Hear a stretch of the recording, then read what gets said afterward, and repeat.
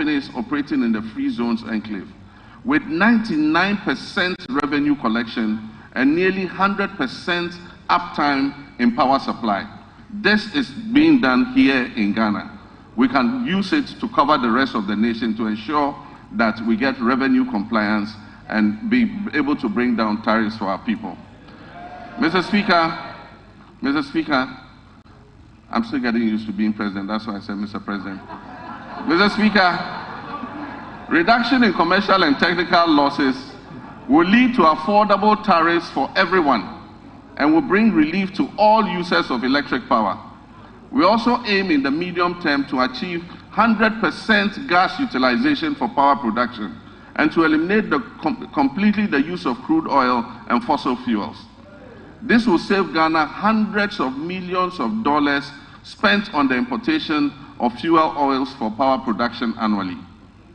With regards to renewable energy, this administration will soon operationalize a renewable energy and green transition fund to enhance efficiency and accelerate Ghana's transition to renewable energy. This initiative will drive investment in sustainable energy solutions, including solar street lights, rooftop solar installations, off-grid solar systems, electric vehicle charging stations, and rechargeable outboard motors. These will reduce on the national grid and position Ghana as a leader in Africa's green energy transition. Mr. Speaker, Ghana's petroleum sector has witnessed a precipitous decline, with crude oil production sinking by more than 32%.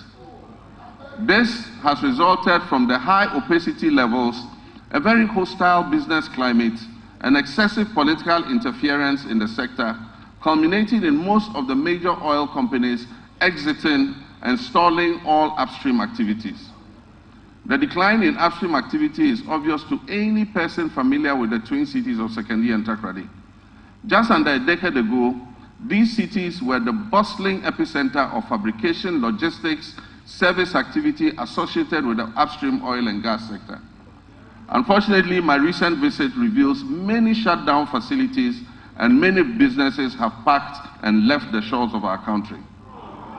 Hundreds of workers have been laid off and left unemployed. I wish to assure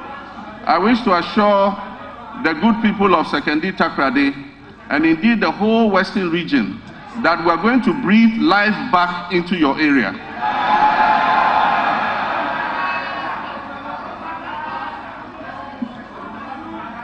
Mr. Speaker, we have already commenced revitalization of our upstream petroleum sector by creating a business-friendly and congenial environment for our partners and other prospective investors who wish to come in. My meeting with the players in the upstream sector have been extremely positive, and we have been assured of substantial investments running into billions of dollars in the very near future. Mr. Speaker, increase the value addition in this sector will encourage the establishment of fish processing facilities, create more jobs, and boost exports. Our commitment to supporting women in the fisheries sector. Proud to this your current position, are you able to share with us any business that you had initiated, done on your own, not working for somebody, your own business?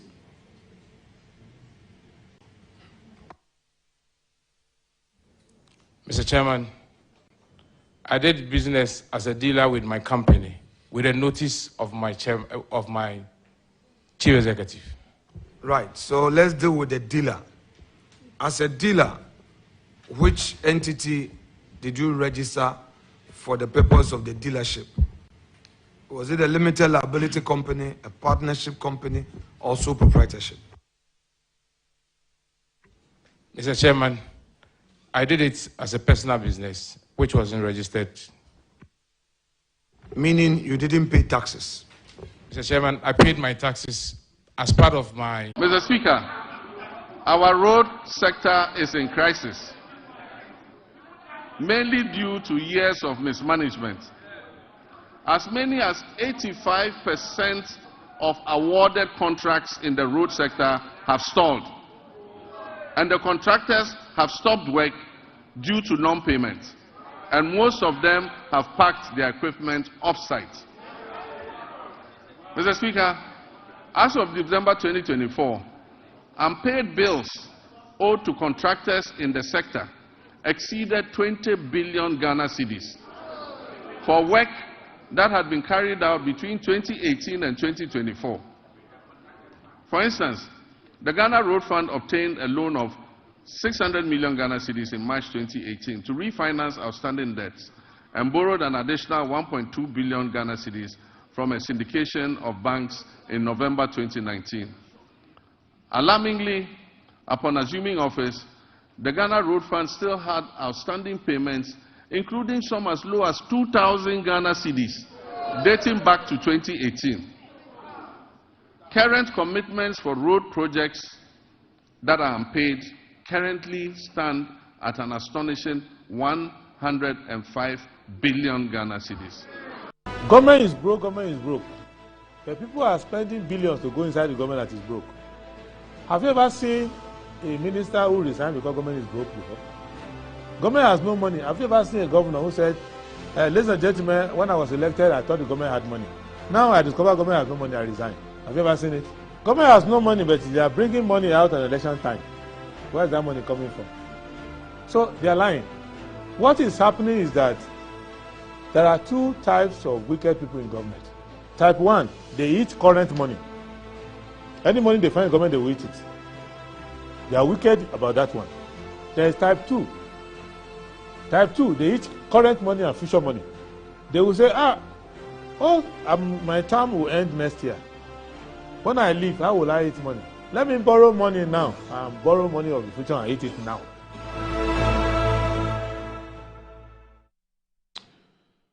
Hello, good morning. Thank you very much for joining us on Good Morning Ghana on the Metro Television. My name is Audu Moro. Today is the 28th of February 2025, and thank God we're still alive and kicking to bring you this wonderful and fantastic show, the biggest in this country when it comes to current affairs show on TV. Juma Mubarak once again to my Muslim friends. Today is Friday, and I always say that let's meet at the mosque at 12:30, and that's when I go. Before I introduce my guest for the morning, as usual, let's look at the front page stories in the newspapers. I'll start with the Daily Graphic. The Daily Graphic this morning says, amid gloomy economic outlook, we will build Ghana together. President assures nation. Public debt stands at 721 billion cedis, President Mahama reveals. Minority describes SONA as lamentations, but majority says it's message of hope. The Ghanaian Times. We will make free SHS better, President. Nkoko Nkete project to benefit 55,000 households nationwide. I will fix economic crisis, reset Ghana to growth, prosperity, President Mahama. Hajj Task Force sets March 13 deadline for package payment. Fix economy, stop lamenting, minority tells President. Daily Guide. President address rehashed lamentations. KNUST student found dead on campus. Kumasi gets modern car garage. Mahama declares NSA ghost wanted. SONA 2025, I'll fix economy. Mahama. The new weekend crusading guide. Madina NDC congratulates Kenzo, praises Mahama for choosing competence and experience for VRA. Mahama talks bold at SONA 2025, says, I will fix the economic crisis, reset it for growth and prosperity. Karen Dumso, wreaking havoc for businesses, minority. Ahafwano South, West MP, fires. Mahama delivered a manifesto speech, not SONA. Mr. President, stop lamenting and fix it, minority leader. The Insight. I'll fix economy, enhance free SHS. President Mahama assures in Maiden's SONA promising 5% jobs for PWDs. We inherited debts from Akufo-Addo, Mahama declares. Committees cite crippling debts at ECG, Cocoa Board, others. Abola family sets the record straight on false claim. Ghana Immigration Service foils cocoa smuggling attempt at Gagbiri checkpoint. The Informer. Unwarranted attack on OSP. Ignore Beta Amidu. Ghanaians urge Mahama. Trust EC for free fair polls. Jean Mensah insists elections are won at polling stations. Accra Economic Dialogue. All hands on deck. Mahama urges nation. Says free SHS has come to stay. Fact-finding report on MPP's defeat. Council delegate system to curb monetization. Members speak up. Procurement of welfare buses. Investigate malicious claims against me. GIS boss appeals to minister. The Inquisitor. Systematic failures led to MPP's 2024 election defeat. Apia Kubi. Sona 2025. JM. I will not lament. Says he will fix the problems he inherited. NAPO calls for action to tackle sustainability challenges. Ghana Link sets record straight at Tema Port. Ayariga, Mahama Sona brings renewed hope for Ghanaians. The Herald. $250,000 financial rot engulfs Chief of Defense Staff and Forces Pay Office Commander. Ghana Armed Forces fighting back. Bank in court with forged documents. VRA job hunter accused of buying Medina NDC executive secures praises for himself and president. Mahama calls out Ajima Menu. Okoboy in Siansari says $400 million spent on Agenda 111, yet no hospital operational. Key actors must pay for Ghana's utilization disaster. National Signals Bureau boss dismissed months after Emirates country reps kidnapping. Daily Democrat. Immigration Service foils cocoa smuggled in drums at the Gagbiri checkpoint. Englishi Alata chiefs accuse Regional House of Chiefs of fraudulent induction. Traditional herbalists call for government support. I will fix the mess, Mahama assures. The Custodian. Current Dumso is destroying businesses. Minority tells Mahama. Mahama, Bako, termination Bibri. Afenyo Marking flays GM for sacking Ghanaian workers. President vows to fix economic crisis. Gideon Wakon exposes Mahama over sinking fund. The Catholic Standard. The Catholic Standard. Mobile phones impacting students negatively. Bishop Ajinta advocates educational system without political interference. And there's also an editorial, religious bodies have a right to manage own schools. President Mahama pledges to solve country's economic crisis, be well equipped to defend faith, nuncio to seminarians, uphold purity of love, Archbishop Anoche. The Daily Searchlight. 22 billion cedis needed to complete Agenda 111, Mahama. NPP released True State of the Nation address.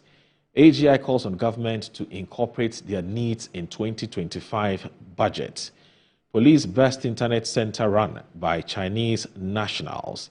Bags of cash carried away.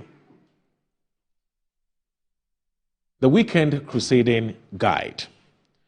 Mahama talks bold at SONA 2025 says, I will fix the economic crisis.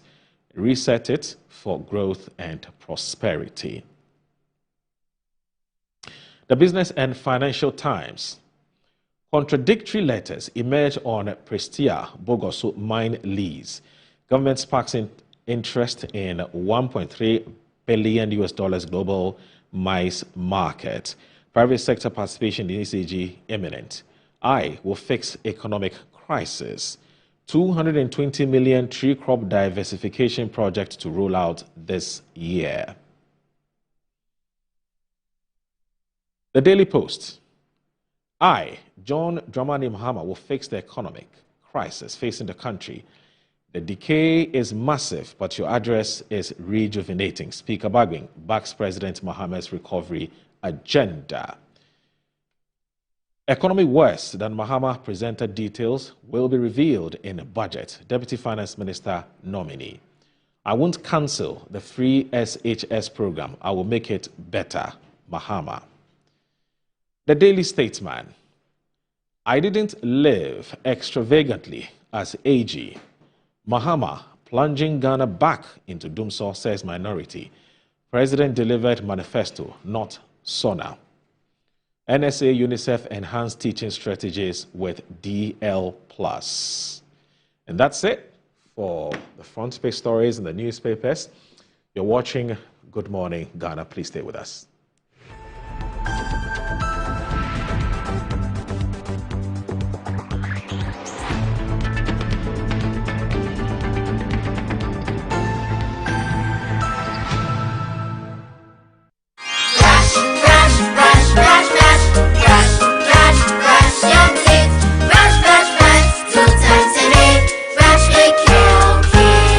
Hello, my friends. My name is Kelkit Toothpaste. Wow. I was made to be gentle on your gum, but protected. I will protect your teeth from cavity, make your teeth whiter, stronger, keep your mouth fresh all day. And best of all, I'm strawberry flavored. So put on a smile and try me. That's amazing. Just try me. That's my job. If you say so, jump on my brush.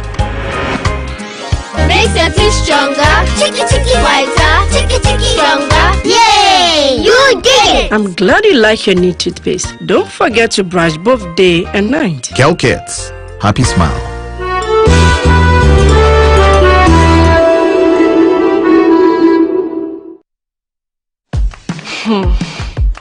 Look around. Home also need a makeover. Mine clearly does. So we went to Ashroom and found the Como collection. It had everything we're looking for and more. Matching furniture for the entire home, designed with you in mind. Where's Como collection? Dressing up is just a breeze. Always ready with a perfect accessory.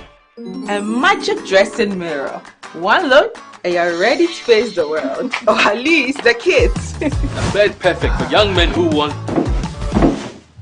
A table that turns into a treasure chest. And finally, a sofa with this grand TV unit for family time at home. Head over to any Ashphone store now and discover the new Como collection. Ashphone, feel it, know it.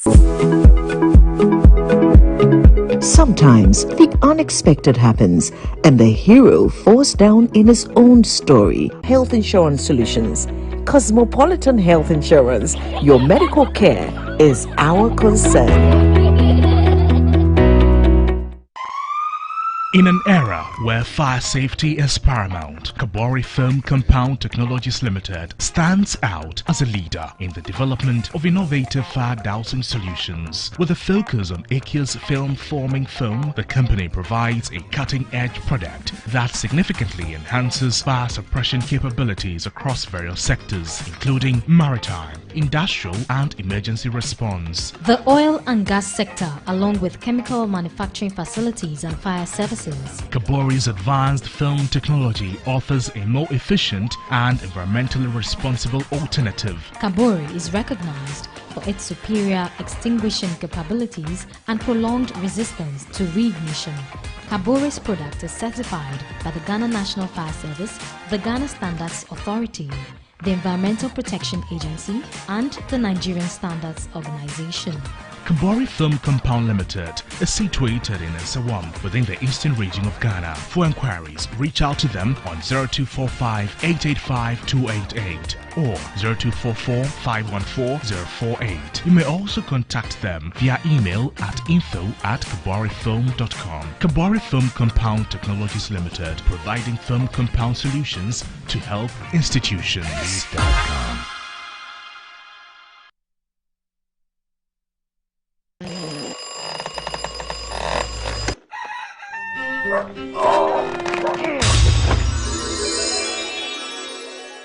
Who are you? Who are you?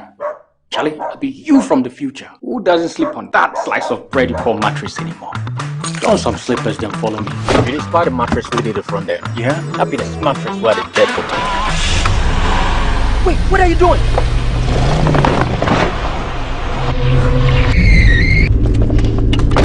Wow! No damage at all. Not only durable, but also super comfortable. Come on, try it. Nothing day like ash foam. Enjoy full body support and unparalleled comfort for a restful sleep. Don't forget your keys. Get the premium sleep experience with mattresses from Ash Foam. Visit any of our showrooms nationwide or at ashfoam.com. Mommy.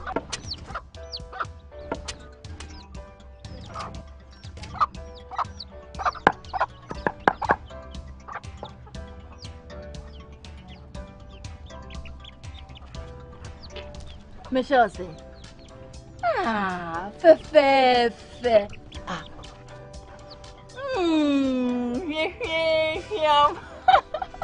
Different era, better result. Time has changed and time has brought Kel Choco Toothpaste.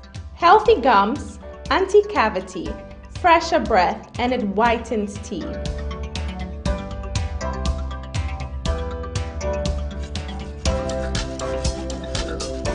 Kel Choco Toothpaste. Sankofa. Yenchi. Kel Choco Toothpaste. Customer. Adana, who say? Malaria been actually me, man. No more man, so still. One of give us. Give us a solid. Yeah, sorry. What rest of so give us here and don't down. But so good as so. But tomato give us the and some down. Give us a bad mixture. Me try the and some down.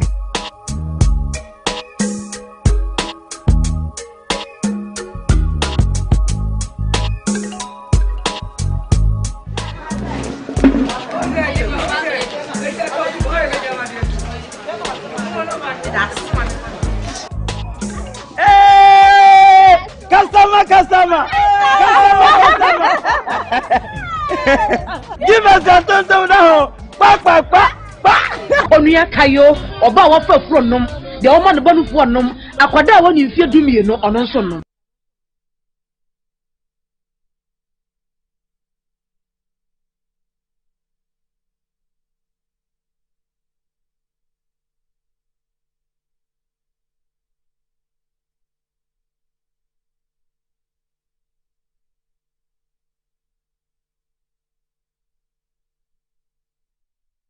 The Metro Sports Awards 8. The Metro Sports Awards 8 in 8 seeks to identify and reward the 8 most impactful sports personalities the last 8 years. Visit our website and all social media platforms to cast your votes. The nominees are Honorable Isaac Esiama, former sports minister; Honorable Mustafa Yusuf, former sports minister; Dr. Ben Asante, President, Ghana Hockey Federation and former CEO, Ghana Gas; Robert Tetekoma, CEO, Wembley Sports Construction; Herbert Mensah, President, African Rugby Union; Dr. Kwamichi, Director, Nations FC and former board chairman, Asante Kotoko; Moses Ama, President, Mediama Sporting Club; Dr. Richard Incenture, President, Samatex FC; Dr. Randy Abe, GFA ESCO member and President, Heart of Lions Football Club; Abdul Karim Zito, Coach, Dreams FC; Samuel Techi, Olympic medalist, Tokyo 2020; Gifty Owari, GFA EXCO member and President, Berry Ladies; Alexander Abebu, Bofokwatano and Debbie B United; Charles Osei Esibe, President, Ghana and Africa Arm Wrestling; Dr. Kweku Ofosu Asari, LOC Chairman, African Games 2023; Samson D, President, Ghana and African Paralympics; Dr. Daniel Macaulay, Executive Chairman, Magdan Group. The award ceremony comes off on Friday, 7th March 2025 at the El Eldin Studios, North Ray. Metro Sports Awards, celebrating impact to inspire generations. The Metro Sports Awards, inspired by Ignite Media.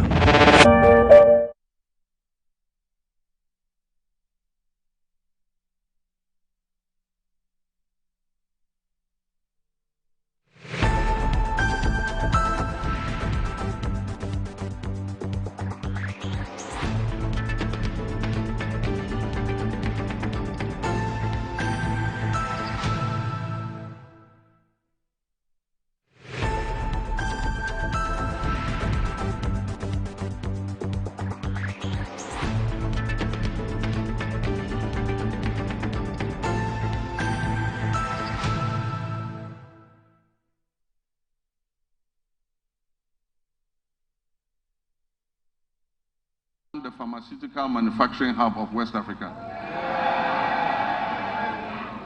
And my previous record in government speaks for itself. When I injected funds into Ghanaian-owned pharmaceutical companies to expand their production capacities. Mr. Speaker, as this exciting phase unfolds under the 24-hour economy initiative, we must strengthen every aspect of our pharmaceutical industry. And this includes the Food and Drugs Authority and the Customs and Security agencies in order to avert the use of fake drugs and the importation of illicit drugs into our country. We await thorough and unbiased investigation into the alleged opioid pill importation into Ghana and other West African countries. The outcome will be shared, and I can assure you necessary action will be taken. Government is broke, government is broke. The people are spending billions to go. I will not cancel the free SHS program. I am determined to make it better by improving its implementation. And also, for the record, students who have benefited from the free SHS since its inception are about 3.4 million. The figure of 5.1 million beneficiaries, as put out by the previous administration, was an exaggerated and false narrative, calculated to achieve political credit.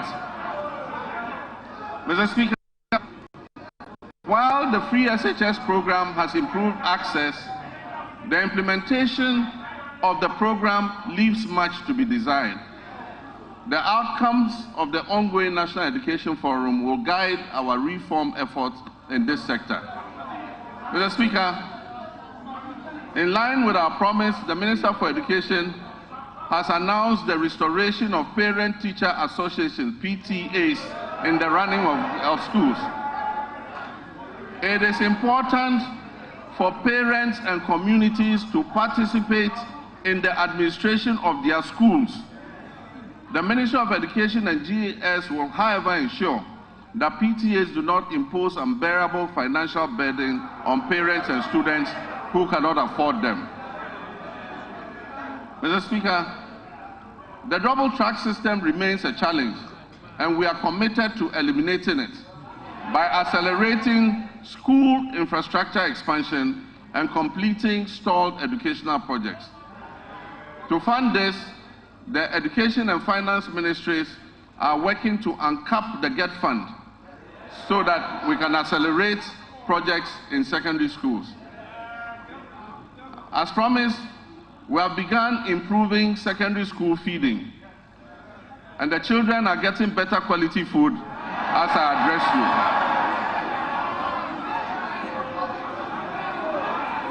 you. Mr. Speaker, efforts to decentralize school feeding and food management include strengthening procurement and store management records capacity. Once completed, food procurement and management will be fully handed over to the secondary schools to do their own food procurement. Mr. Speaker, science, technology, engineering, and mathematics are central to national development, STEM. We will therefore expand STEM programs at all levels to equip all students for the global economy. We don't believe in building single standalone STEM schools. We believe that STEM must be part of the curriculum of every secondary school.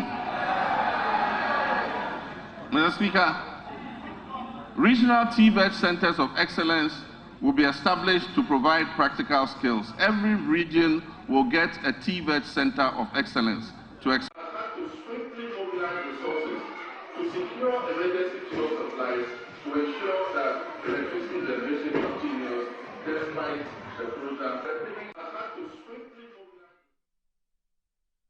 Well, you're still watching Good Morning Ghana on Metro Television. My name is Aldo Moro. My guest, one of them, is already seated. But I've got some great news for you. And let me just tell you that those of you who want to follow us on our digital media platforms, I've got some great news for you. In fact, I should have told you this a long time ago. But on Facebook, you can watch us on Metro TV Ghana or Good Morning Ghana. On Facebook, Metro TV Ghana or Good Morning Ghana. Also on YouTube, it's Metro TV Ghana. And on DSTV, channel 277. DSTV is channel 277. Also, you can see on your on that right corner, there's a QR code there, visibly there. Just scan it, okay? Just scan it. And once you do, it will open you up to our fantastic digital media platforms. And you thank me later. Fantastic digital media platforms. So let's scan that QR code on your right corner of your television set and thank me later. Just let me in on how the experience has been like after scanning that QR code. Let me also remind you that the newspaper review on Good Morning Ghana is probably associated with Blue Jeans Energy Drink. I've always been talking to you about Blue Jeans Energy Drink. It's fantastic, and I will always encourage you to consume it or to take it. It's been on the Ghanaian market for over 20 years, and we already know what it does for the body. It contains many vitamins, such as vitamin B2, B3, B6, B12, as well as taurine and guarana, which is known to boost your strength and your energy, as well as promote high performance and endurance. Blue Jeans Energy Drink has been tested and has been tried. We know it, and we can testify that it's indeed the best. So Blue Jeans Energy Drink is for the bold minister designate for the Energy and Green Transition Ministry. So Richard John Mensah is here with us. Good morning, sir. Thank you very much for joining us on Good Morning Ghana. Good morning, Moro. And good to see you. It's your first time here on Good Morning Ghana. Yes, actually, for Good Morning Ghana. Good Morning Ghana. Ghana. First time. But I've been on some of your sister stations. That's original TV. Original TV, yeah. Okay, a couple of times. Yes. This is your second term in Parliament. Exactly. The second term in Parliament. I also found out apparently you posted one of the biggest win margins for the NDC for your presidential candidate in Ngoma West. How did you pull it off? I think for the central region, Atuforsen, Honorable Dr. Atuforsen, the finance minister, had the biggest margin, followed by Honorable Athamels. Okay. And then I pulled the third. However, in the history of politics in Ngoma West, this is the first time that we have had that huge margin. What do you think may have accounted for this? It has to do with one has to do with the kind of work that we did, and then the buy-in of the message of President Mohammed's message. And I think that people felt he had very good things to do for the country. At the point, looking at the circumstances, the economy, and the some challenges that was actually confronting everyone, there was a need for us to do a change in government, and people felt that it was important to give the president a nod. So I am not surprised. Generally, we say that Ngoma West, it's not about just the political party. It's about your good works that they will actually also reward you when they see that you're doing something good for them. I see. You've served on, so initially we were the Public Accounts Committee, isn't it? I have not, no. I was on Office of Members holding, Committee of Members holding Office of Profits. Oh, profit, okay. That is basically members of parliament who are engaged in other businesses. Okay. So we vet them, and then we they are referred to us, we do the vetting, and then we do a report to Mr. Speaker. Okay. And he gives them certificates.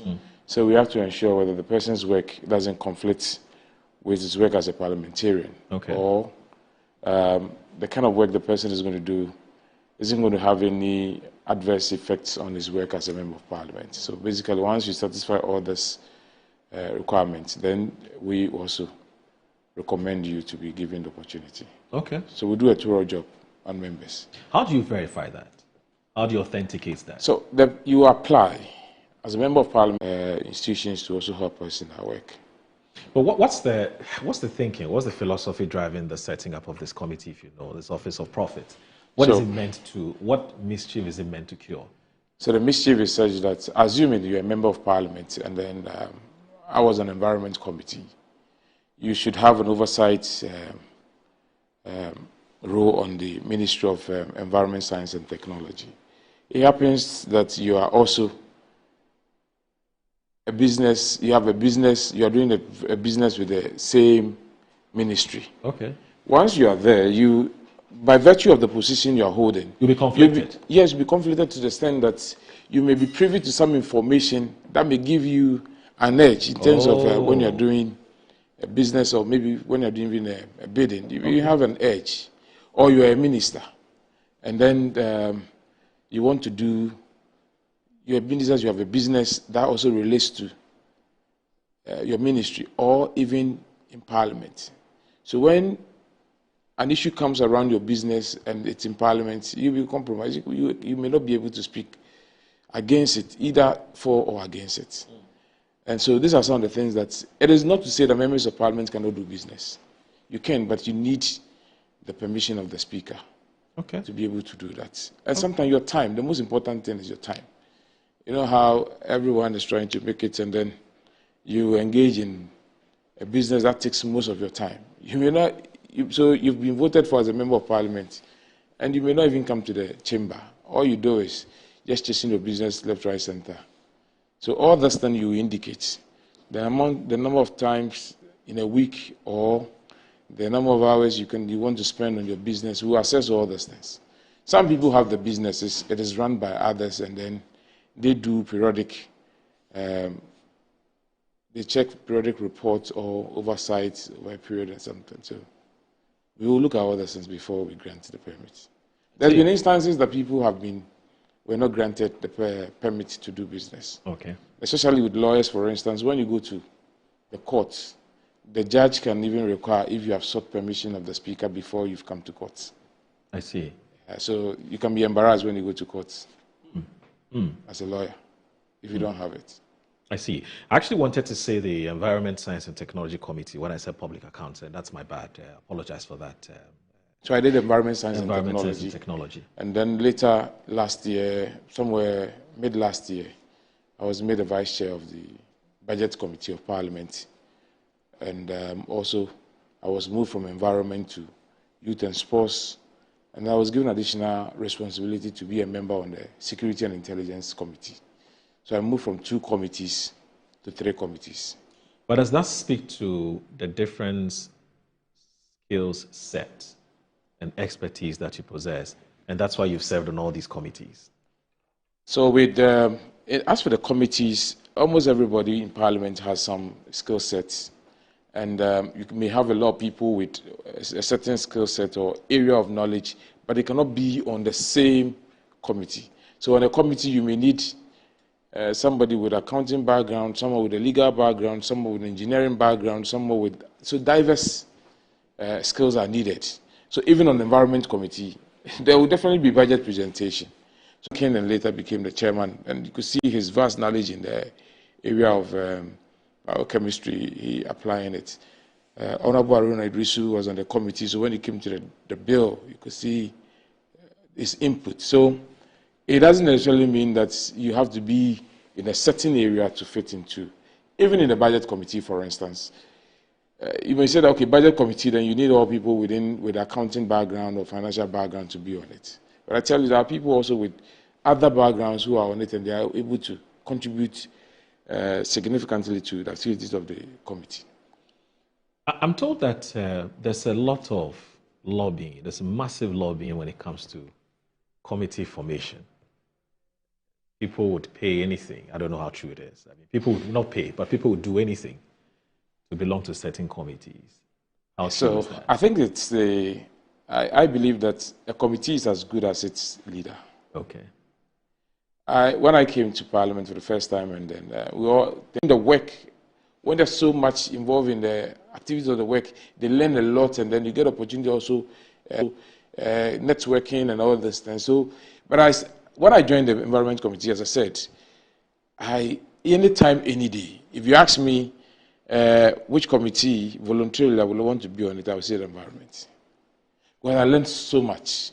I have no knowledge in the environment, but even now that I'm actually going to the Energy Committee, Energy Ministry, for instance, I could see that a lot of things that we're discussing within the Environment Committee are becoming very relevant in energy. In the energy issues space. of renewables, for instance, is now topical in the energy space. You talk about green transition, and you see it more with the environment. So now it's becoming more practicalized at the Energy Committee. And then also the leadership that we had then was Dr. Mafo. He currently didn't come to Parliament, and then Honorable Telabi, as I mentioned. These are people who have quite some knowledge in the area.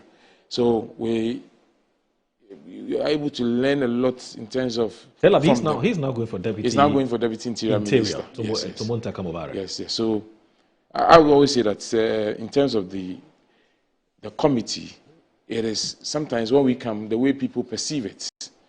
But when you have very solid leaders, in terms of they are able to plan programs, that will make the committee look more relevant.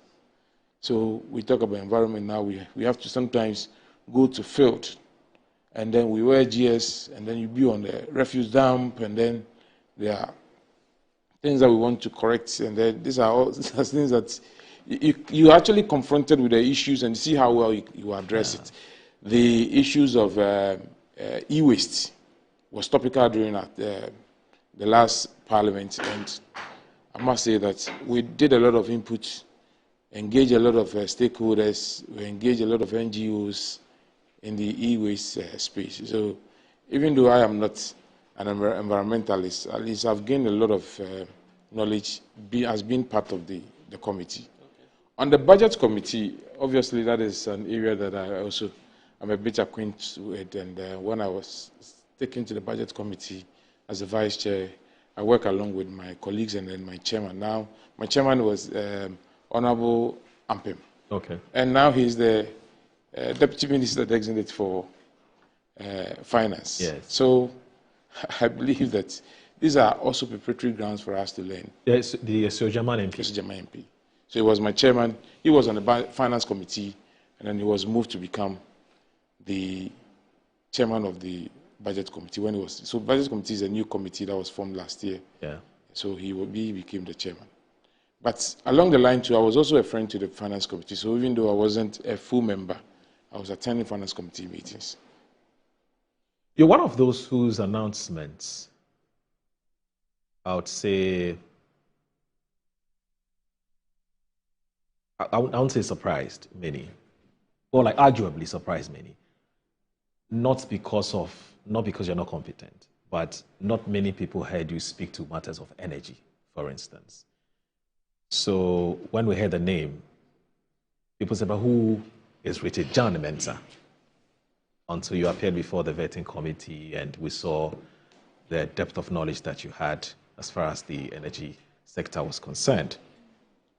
Was this something you're looking forward to? Or you were also surprised when you had a call from the presidency that you were being nominated or appointed to go and deputize John Jinapor as a deputy energy minister? Okay, so I would say that I must first of all thank the president for the honor and then having that trust and then confidence in my abilities and granting me this opportunity. But for personally, in Parliament, I know a lot of people know in terms of the area, I have some knowledge. Right. I may not be out there in terms of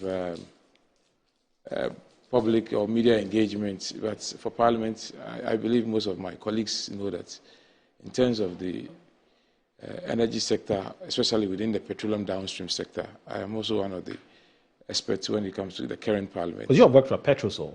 So not just petrol, I've been in the downstream sector for almost about 15 years. Oh, 15 years. Yes. Oh, I see.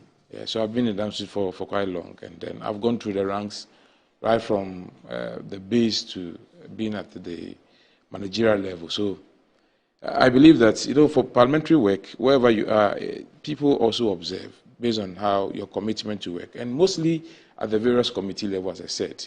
So once your commitment is so apt with the committee level, committee chairman and then colleagues also are also able to recommend you. And I believe that our leaders up there also know everybody's strengths. It's not, it shouldn't be surprising when the president calls somebody. You may think that he does, well, that's the president or even the leader of the party. So every member of parliament, at least they have their own way of assessing each member, their strengths, their area of competence, their weakness, and all those things. So when an opportunity comes, they know who they have to give it to. So I must say that I personally think that it's an honor and a privilege for me, and I very much appreciate it. And that is one of the reasons that it's a major reason that would also compel me to even put in my all. Because looking at the numbers, we have very competent people amongst the 188 members of parliament. And if you are fortunate to be nominated, then it means that you also have a lot to do to prove that the president was not wrong to give you that mandate. Okay, yeah. That's fine. Okay, so Good Morning Ghana can be watched live on Facebook. Just look out for Metro TV Ghana or Good Morning Ghana. You get to watch Good Morning Ghana live on Facebook. So that's one of our digital media platforms. Also on YouTube, it's Metro TV Ghana. We're also live on DSTV channel 277. And I also did indicate earlier that if you look at the right corner of your TV, you would see a QR code there. Just scan it. When you scan it, it would open you to, or it would lead you to a fantastic digital media platforms, and you would enjoy it. Believe you me, you would enjoy it.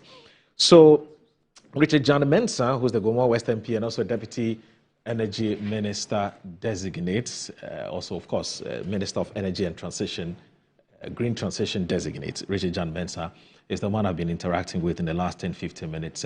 Reverend John Intim Fojo has also joined us, representing the MPP, former Deputy Education Minister, but still within Central Region, MP for Assin South. Good morning, my brother. How are you? Good morning, Moro. It's good to see you once again. Yeah, my brother. It's so good to see you, and it's always an excitement being on your show. Yeah, it's always good to have you here. Great. Can I wish my good brother, Honorable... You guys are good friends? Very, very good friends. We are like brothers. He's actually my constituent. Yeah. So, okay. Okay. He comes from my constituency. He's my MP. I call him MP. There are about 5 people in Parliament. I call them MPs. Okay. And he's one major MP of mine. I see. One is Honorable Lawyer Boating. Okay. And then my father traces, since trace a lot to that side. And then there's another side of me that traces to Gomoa West. There's another side that traces to Wassa. Okay. Wassa East, Honorable J. Mensah. Yeah, so there are a number of them. Okay. And then I live in Spintex, so the Gomoa, my West MP is also my MP. Okay. But this man is my brother, Honorable Richard John Mensah. I want to congratulate him on his appointment or his nomination as the Deputy Minister Designate for Energy. I have every confidence that the vetting, the Parliament Committee will approve him.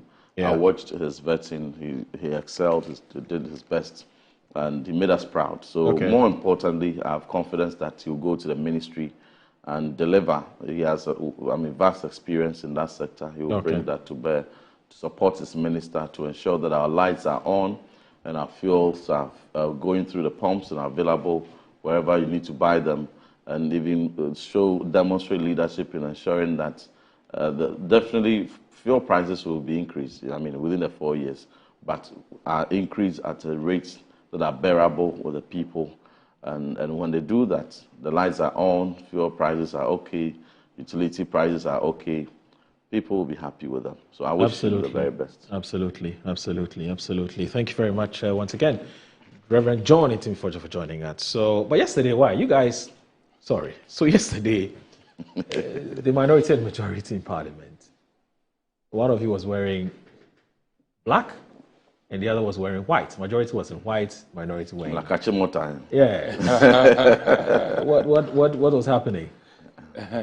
Reverend, you have any idea why you guys? Yeah. Honestly, for us, we wore black in solidarity with the masses of 23,000 people who have been revoked, their appointments revoked. Oh, that's the issue. Source of livelihood is so critical and so important, because when people have been to school, trained, and become professionals and got jobs, and then all of a sudden you revoke the appointment, their source of livelihood is gone.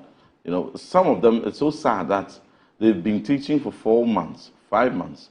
They go to the village, it's not their hometown, they have no relative. They have to go and borrow money and pay rent advance for 2 years.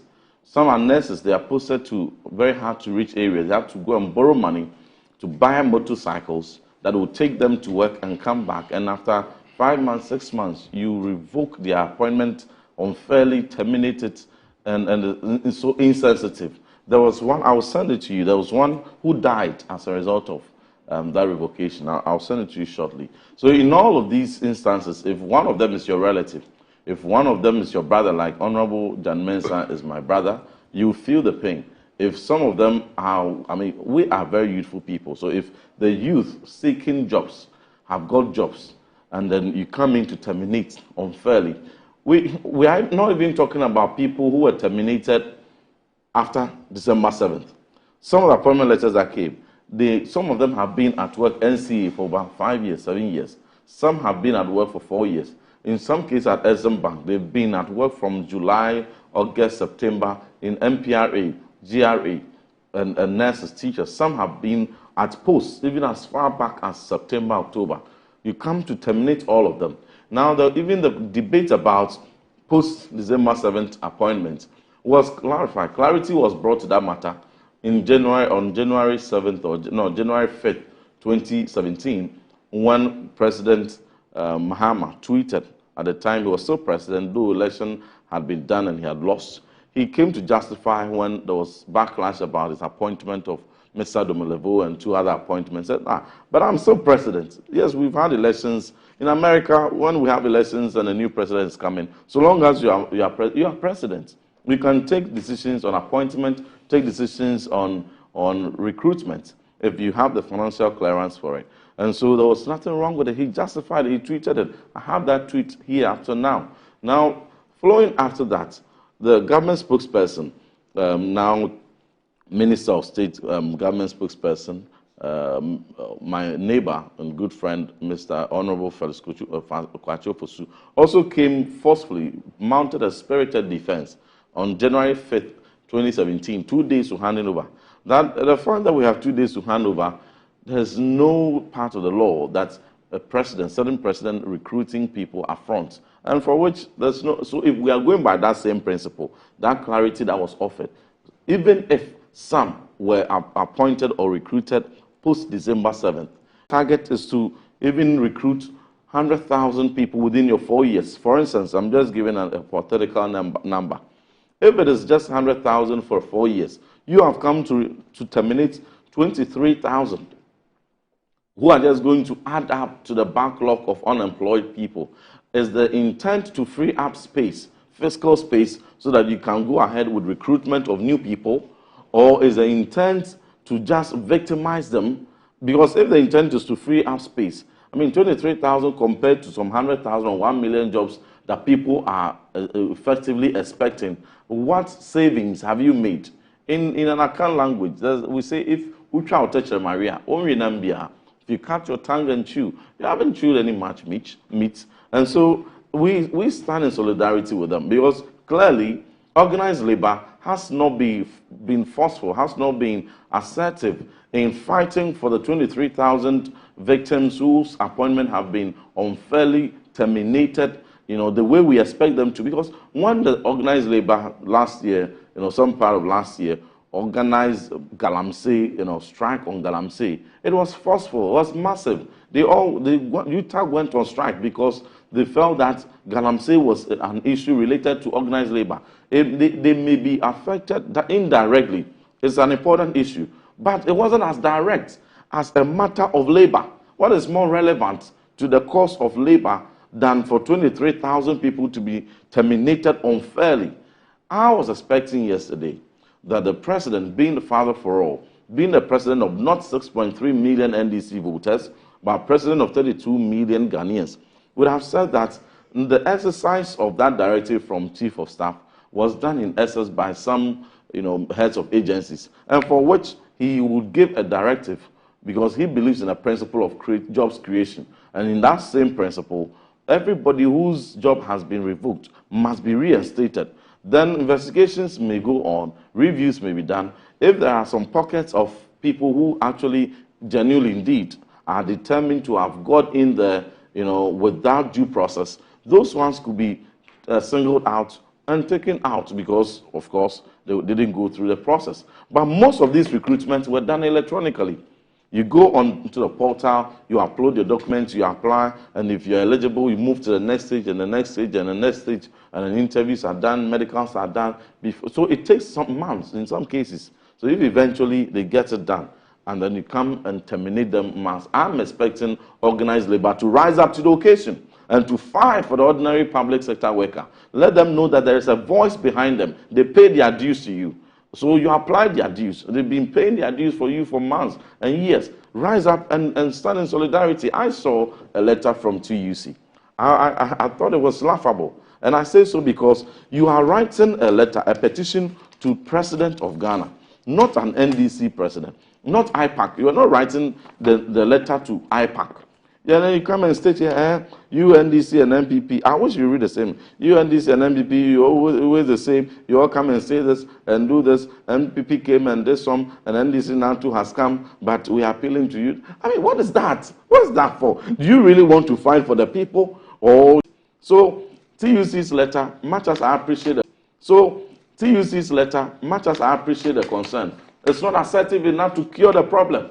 And so far, it's only Ghana Registered Nurses and Midwifery Association who have seen they were forceful. And when they were so forceful in rising up in arms, it got the minister to sit back and say, let me pause for a minute.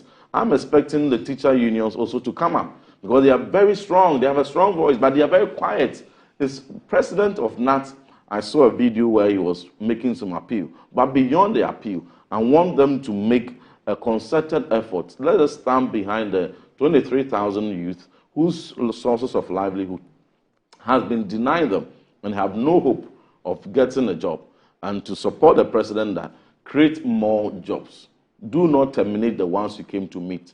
The same economy that you describe as crime scene, okay, as whatever words you find to describe, was buoyant enough to employ people and keep them in employment and to be able to fend for them, and to even increase their salaries by 30% in 2023, and in the latter and first part of 2024, 23%, and July to December, 25%.